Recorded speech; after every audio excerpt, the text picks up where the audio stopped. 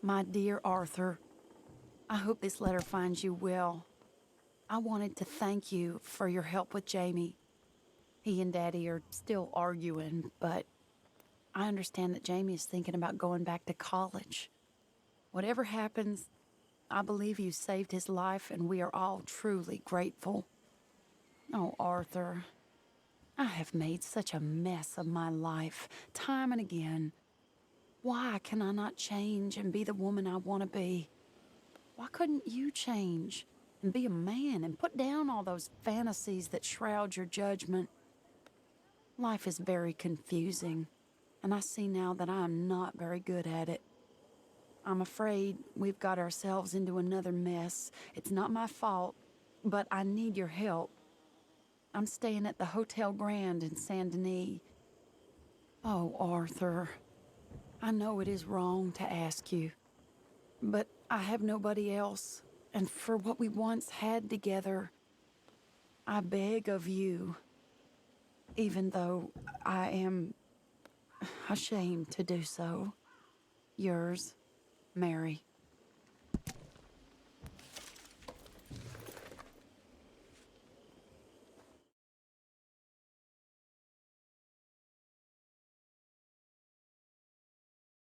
Got up. Hi there, mister. When you write, you write. Look out! Pardon. You're a dead man!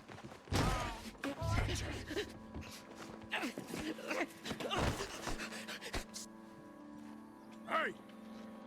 Who the devil are you? Far as you're concerned, I am the devil. Now get out of here. But this cad! I said get out of here! I'm going. I don't quite know why I did that. Because barbarity is boring, no? It kept me amused some years. You must go, my friend, before the gendarmerie arrive. Hey, you gonna do right by this feller's wife? You have done right by her. The little bird is free. I am an artist, cowboy. I must do what I feel. Look, I have an exhibit at the gallery. You come, see what I mean.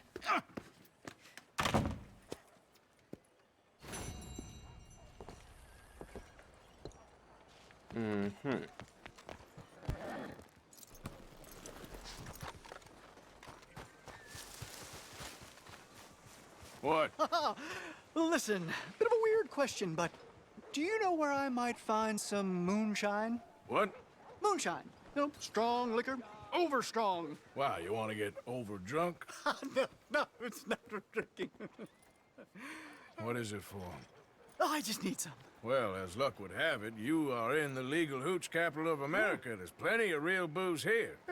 But for shine, well, I'm guessing you'd need to go out into the woods. I mean, I know you'd have to go out into the woods. Now listen, I don't need that much. How much? About 100 gallons. Of to do it. shine? Yes, thereabouts. Why? Oh, all right, I'm trying. I'm building a machine. A machine of love. 100 gallons of hooch and love's gonna come pretty cheap. Please, friend. I'll pay. Just bring it here. It's for a good cause. Well, if anyone knows who's moving that kind of shine, it'll be that stagecoach.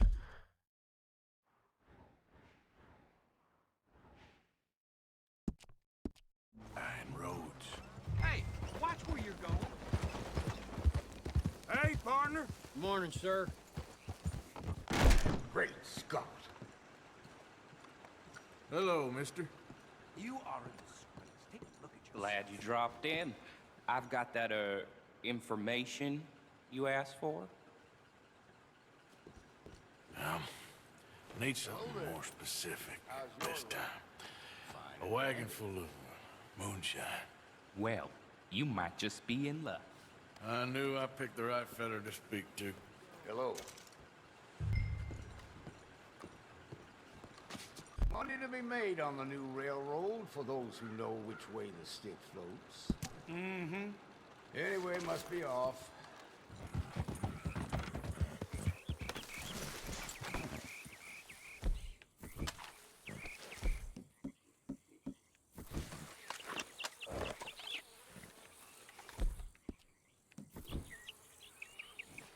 got here?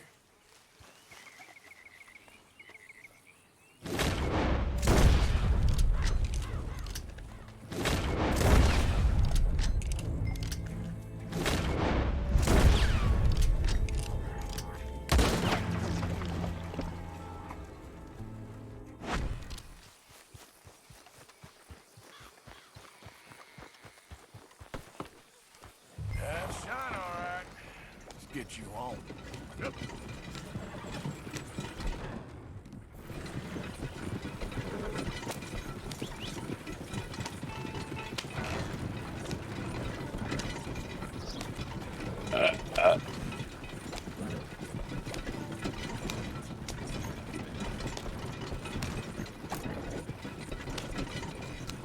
Hey, mister.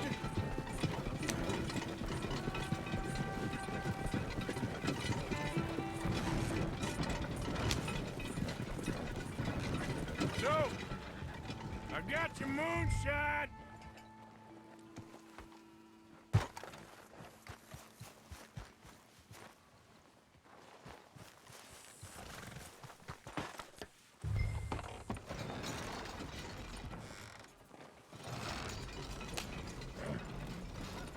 You're a wonderful man. Wonderful. You got my money? It's for a very good cause. My name is Professor Andrew Bell III. Perhaps you've heard of me. Can't say that I have. Oh, I'm an inventor. Maybe you've read about me. I don't read much. Oh, well, that's too bad. Oh, yes. You got my money? Oh, well, it is the most wonderful invention, friend. Oh, you, sir, have done a great deed. All I've done is get some creep a lot of drink. Creepers. Excellent. No, nonsense. Now, you've helped me develop the most humane machine imaginable. A way to induce calmness to our most troubled souls. A way to end the barbarity of a public hanging. Oh, so humane. What are you talking about? The electric chair. What? See, it's a chair full of electricity. It's quite fascinating. It calmly and peacefully dispatches the sinners to face judgment. Yes, judgment. Yeah. Where is it? Well, it's in my laboratory. The next thing I need is a demonstration. A public one. Huh. Do you know the police chief? As well as anyone. Oh, wonderful! Perhaps you can encourage him to let me demonstrate the chair. It will help bring this town into the next century. Yes, could you do that?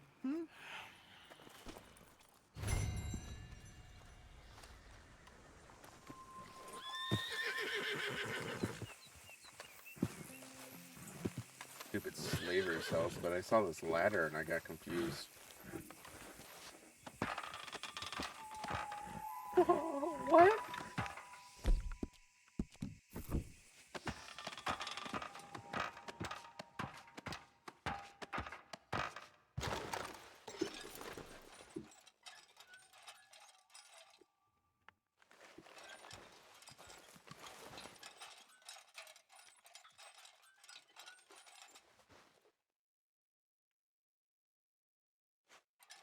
Are we dead?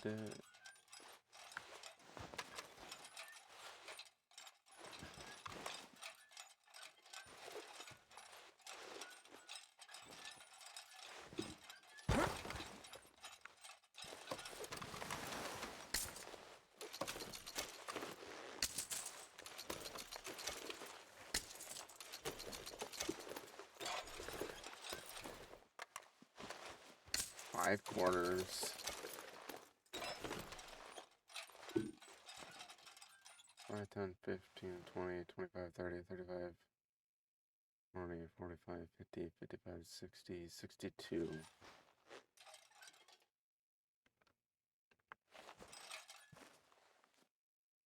Huh. I don't know what that's all about. It's almost like I'm flying. Mr. Mason, Oh, Mr. Morgan. you want to be careful up here. Land is real treacherous. Sure. Real treacherous. I've been here before. Have you? Yes. Funny how things turn out. Never quite how you expect, is it? No, I don't suppose it is. What you shooting? Eagles. You know, the images, they really are beautiful. All thanks to you. I'd be some poor creature's bad meal by now, many times over, but for you. It's my pleasure. Please, step away from the cliff edge. I'm trying to get an eagle. There. Yeah, they're beautiful, but unlike you, they can fly. Too true. You really must think I'm a buffoon, don't you? You think I'm such a dimwit I'd just slip off the edge of a cliff? No, but, well, maybe a little. Please, sir. I'm dense, but not that dense. This area is quite safe. Quite. Oh! Ah!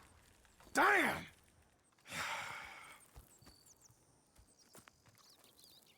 You're right. I am that much of a buffoon. Give me a hand, please. Put me out of my misery. Come here. Oh, dear.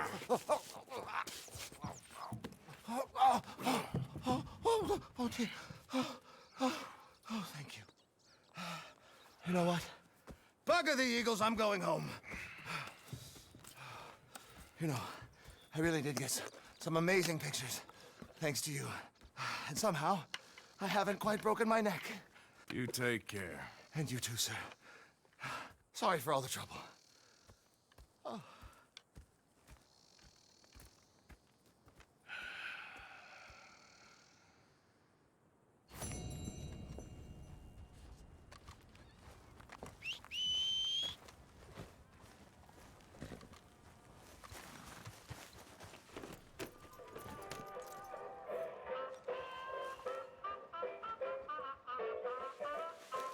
Hello there. Here for the show? Can I buy a ticket, please? We'll be starting soon, just inside the tent there.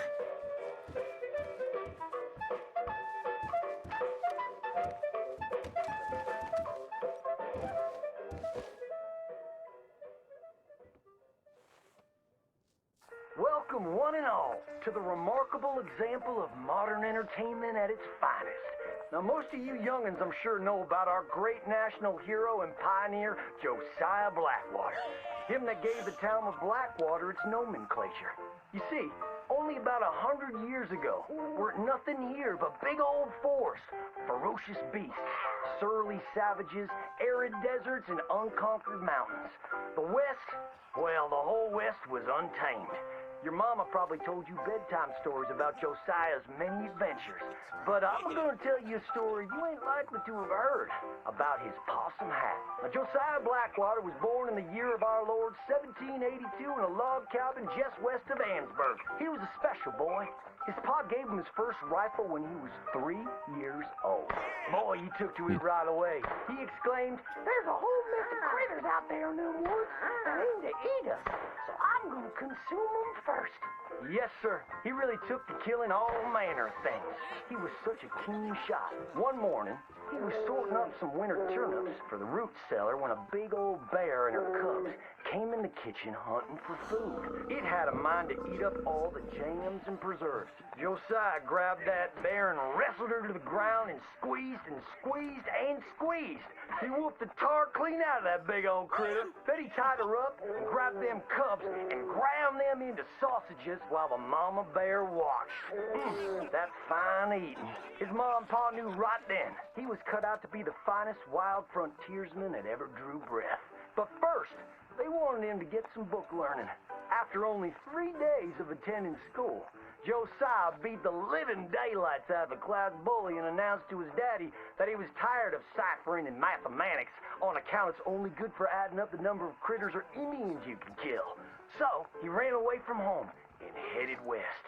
Now, these lands were occupied by savages then, and when Josiah Blackwater came scouting through, he recognized it to be a land of splendor, wasted on those that couldn't appreciate it on account of worshiping false idols. He got rid of all them pesky buffalo, and thereby ensured those infernal Injuns didn't have nothing to eat. Of course, that got them mightily riled up, so he had to slaughter all of them too. Just like his daddy had once done to the Redcoats in 1775.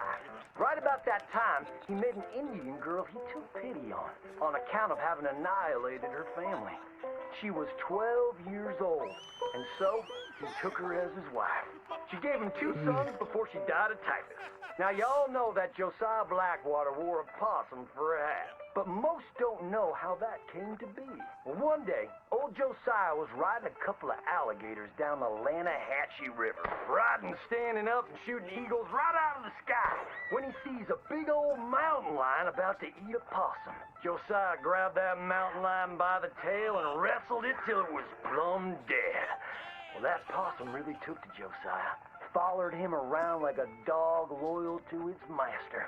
Yes, they had a lot of adventures together.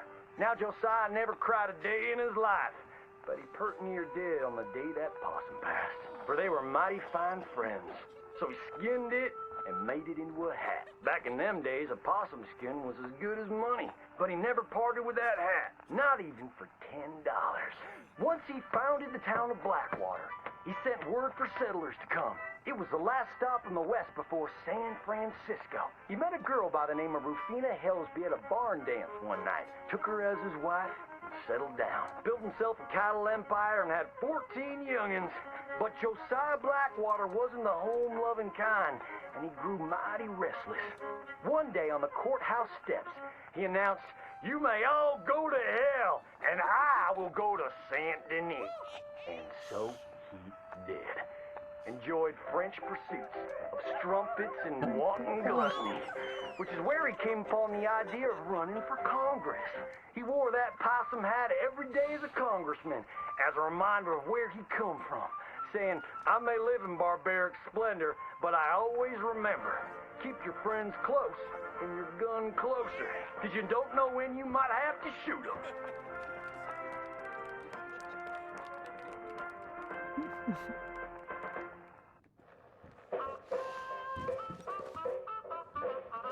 That was fucked. Looks like he's playing with a phone. Tell your friends. No, that was horrible.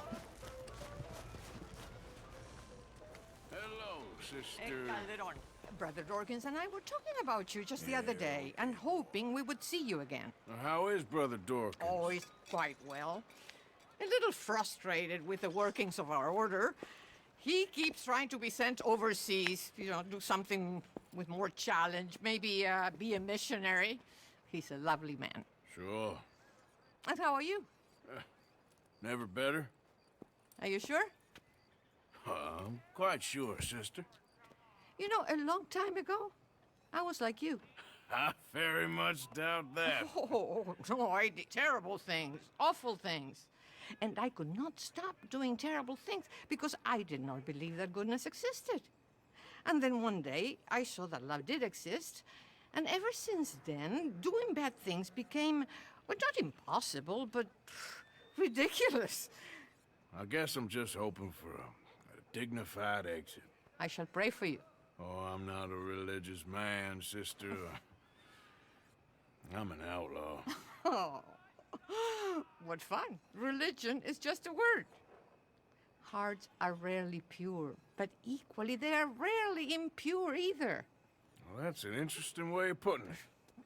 To me, God is people and people are God, so we must all do what we can.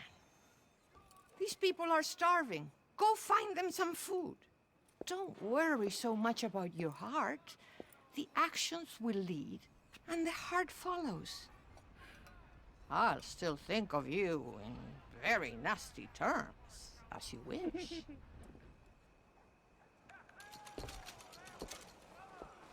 You know what, sister? I've got some money on me right now. You can buy some food with this. Oh, you're so wonderful, Mr. Morgan. No, that ain't true. I meant wonderful, but so very frightening. Exactly.